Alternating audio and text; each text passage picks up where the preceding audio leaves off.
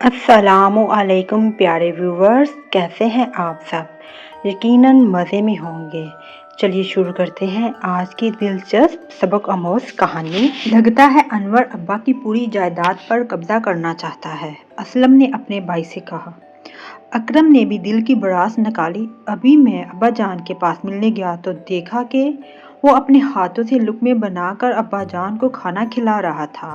कभी पाँव दबा रहा था, कभी अब्बा जान के कपड़े धो रहा था, तो कभी बिस्तर बिछा रहा था, कभी सहारा देकर सहन में चहलकदमी करवा रहा था, कभी जग में पानी भरकर लाता और वुज़ू कराता।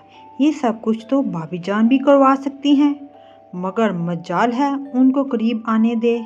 बस 24 घंटे खिदमत की आड़ में अनवर का पूरी जायदाद पर कब्जा करने का इरादा। असलम ने कहा, वाकई वो चाहता भी यही है कि अब्बा जान की खिदमत का ड्रामा रचाकर उनकी इतना ज़्यादा करीब हो जाए कि वो यही समझने लगे कि उनका सिर्फ एक ही बेटा है और वो ही सारी जायदाद का मालिक होगा।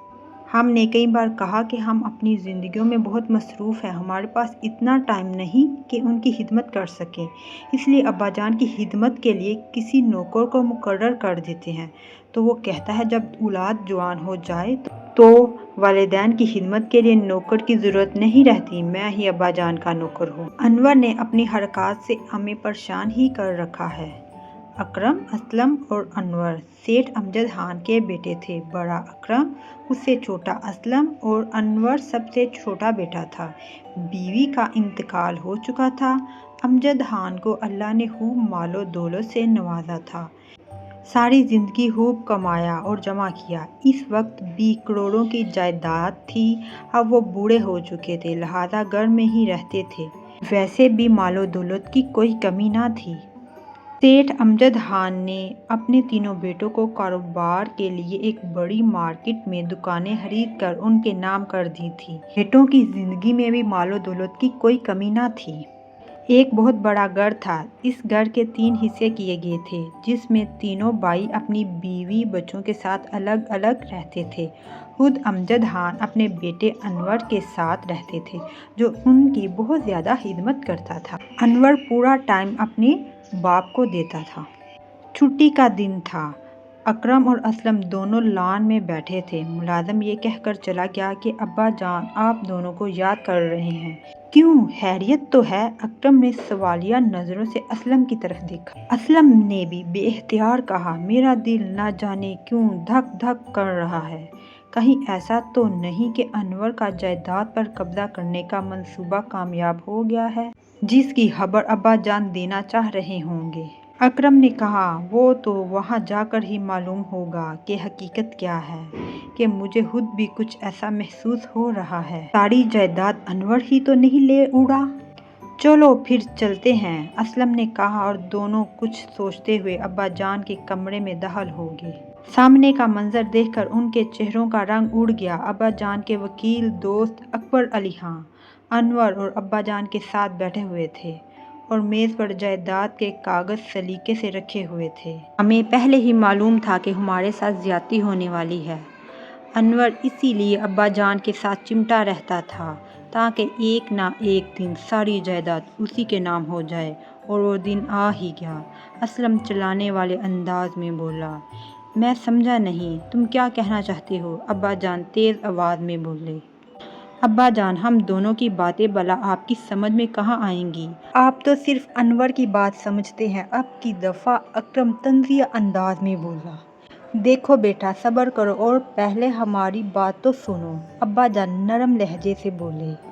वाकई अब्बा जान, अब सब्र के सिवा बचा ही क्या है? अब सारी ज़िंदगी हमें सब्र ही करना पड़ेगा। असलम शिकायत बड़े लहजे में बोला। पहले मेरी बात तो सुन लो, फिर जो चाहे कहते रहना। अब्बा जान रोना सा मुंह बनाकर रह गए। अकरम दरमियान में बोल उठा, आप यही ऐलान करना चाहते हैं कि मैंने अपनी सारी जायदाद अपने दोस्त अकबर अली खां की मौजूदगी में अपने प्यारे बेटे अनवर के नाम कर दी है और बाकी दोनों को इस जायदाद में कोई हिस्सा नहीं दिया। इसके साथ हमारा ऐलान भी सुन ले कि आज के बाद अनवर से हमारा कोई रिश्ता नहीं। अकरम गुस्से में बोलता चला गया। असलम ने भी उसकी पुरजोर हमायत की। तुम दोनों गलत समझ रहे हो, ऐसी बात नहीं है, अब्बा जान धीमे लहजे में बोले। پھر کون سی بات ہے؟ اکرم بولا۔ اس کے لہجے میں اب بھی سختی تھی۔ بتاتا ہوں بیٹا، بتاتا ہوں۔ ابا جان نے ٹھنڈی سانس بھری، رومال سے آنکھیں خشک کیں اور کہنا شروع کیا، سنو انور، میری جو خدمت کرتا ہے یہ جائیداد پر قبضہ کرنے کی غرض سے نہیں بلکہ اللہ تعالیٰ کی رضا کے لیے اور اپنے والدین کا حق سمجھ کر کرتا ہے۔ تم لوگوں کی طرف سے جائیداد پر قبضہ کرنے والی بات یہاں تک پہنچتی ہے تو انور بہت اداس ہو جاتا ہے۔ پہلے تو برداشت کرتا رہا، اب بہت دنوں سے یہ مجھے مجبور کر رہا ہے کہ میں اپنی ساری جائیداد تم دونوں کے نام کر دوں۔ کیا ابا جان؟ دونوں کے منہ سے اچانک نکلا۔ ہاں بیٹا، یہی بات ہے۔ میں مسلسل انکار کرتا رہا لیکن اس کا اصرار بڑھتا چلا گیا۔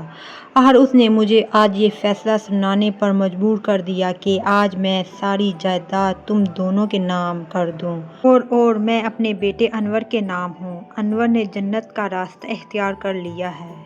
ابا جان یہاں تک کہہ کے خاموش ہو گئے اور ان دونوں کے سر شرم سے جھک گئے۔ پیارے بچوں، اس سے لیسن ملتا ہے کہ اپنے والدین کا خیال بغیر کسی لالچ کے رکھنا چاہیے۔ انہوں نے بھی بچپن میں ہمیں بغیر کسی لالچ کے پالا جب ہم اپنا خیال بالکل بھی نہیں رکھ سکتے تھے۔